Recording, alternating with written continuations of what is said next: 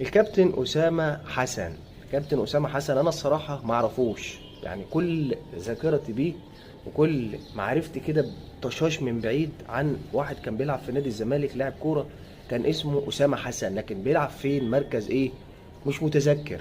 يعني هو طبعا لعب في فترة الجيل الذهبي للنادي الأهلي، كان بيلعب في نادي الزمالك، لكن تسألني هو كان بيلعب في مركز ايه جاي منين ولا حد يعرف عنه اي حاجه. اسامه حسن طبعا بطل كوره من زمان، ودلوقتي شغال بوستات على الفيسبوك، يعني يمكن لسه ربنا ما كرموش بقناه فضائيه كده ولا موقع رياضي ولا اي حاجه يكتب فيه. اسامه حسن قال ايه بقى؟ قال كلام مهم لازم نقراه مع بعض. اسامه حسن بيقول في بوست منشور على صفحته: للأسف الواحد بيرد على ناس جهلة، بس لازم يرد. أقسم بالله ما في النادي المنافس، طبعا يقصد النادي الأهلي، ما في النادي المنافس طول تاريخه بما فيهم أبو تريكة لعيب زي زيزو. يبقى الراجل بيتكلم على أحمد سيد زيزو، بيتكلم إن ده يعني إيه، أنا مش هرد على ناس جهلة والكلام ده كله. والنادي المنافس طول تاريخه حتى أبو تريكة ما جاش لاعب زي زيزو. قيمة زيزو التسويقية ب 11 لعيب من عندكم. أسامة حسن طبعا ما تفهمش الكلام ده بيقوله وهو ظروفه كانت ايه، ولا الله اعلم، كان الله اعلم بحاله، يعني الله اعلم بحال الكابتن اسامه حسن وهو بينزل المنشور ده على الفيسبوك.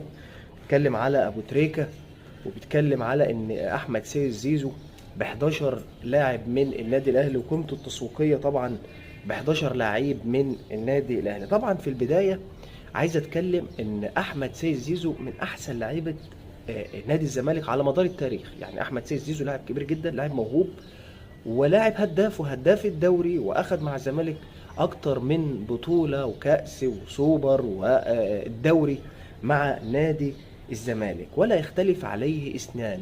يبقى زيزو لعيب مهم جدا، ولعيب مهم جدا للمنتخب المصري، وشريحة كبيرة جدا من جمهور النادي الاهلي بتحب احمد سيد زيزو. لكن ما ذنب الجمهور وما ذنب الناس ان يطلع لعيب سابق بالمنظر ده يشحن الجماهير، جماهير النادي الاهلي وجماهير النادي الزمالك، وكله بقى ايه، وكل الجماهير تدخل في بعضها في جدال وفي صراع وفي كده عملية مقارنة ما بين الأجيال، ومقارنة ما بين أبو تريكة، ومقارنة. أنا عايز أتكلم في لعيبة طبعا ما فيش اختلاف عليها في تاريخ الكرة في مصر: الخطيب، كابتن حسن شحاتة، حسام حسن، وأبو تريكة، شيكابالا، وحازم امام، محمد بركات.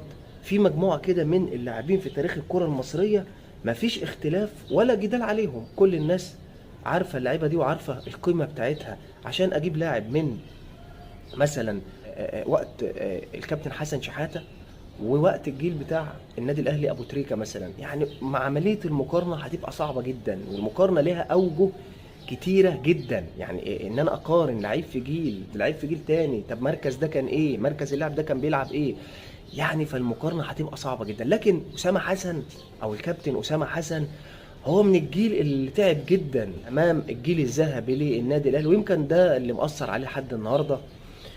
وبرضه احنا مش عارفين زي ما بنقول كانت ظروفه ايه في ان هو ينزل منشور زي ده يحاول يقارن ما بين زيزو وما بين ابو تريكة.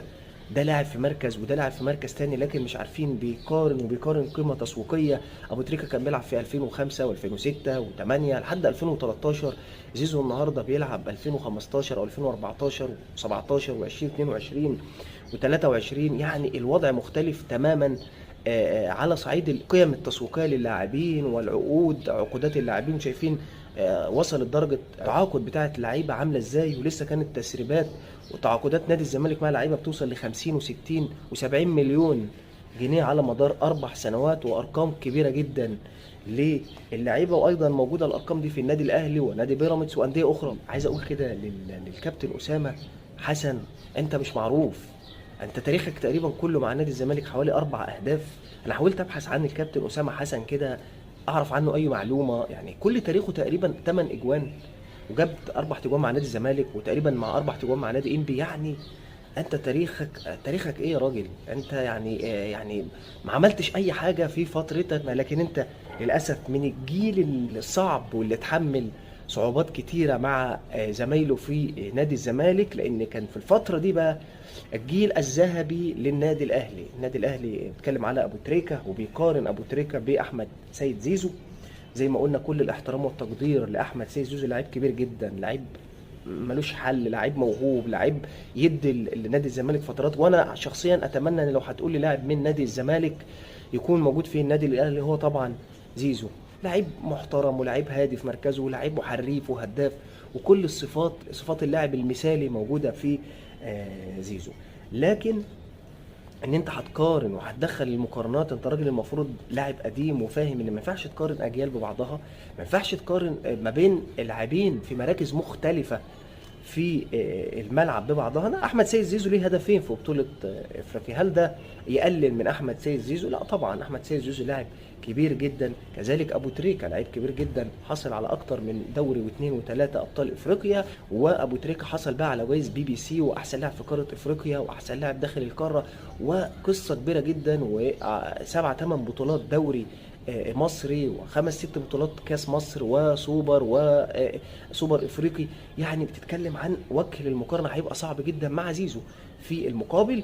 لكن لا نختلف ولا يختلف احد على ابو تريكه كاسطوره من اساطير النادي الاهلي، وايضا لا نختلف على زيزو كلاعب كبير جدا ولاعب مهم جدا لنادي الزمالك، ومهم ايضا في المستقبل وفي الوقت الحاضر للمنتخب المصري. ده كان ردي على الكابتن اسامه حسن في المنشور اللي نزله على صفحه الفيسبوك.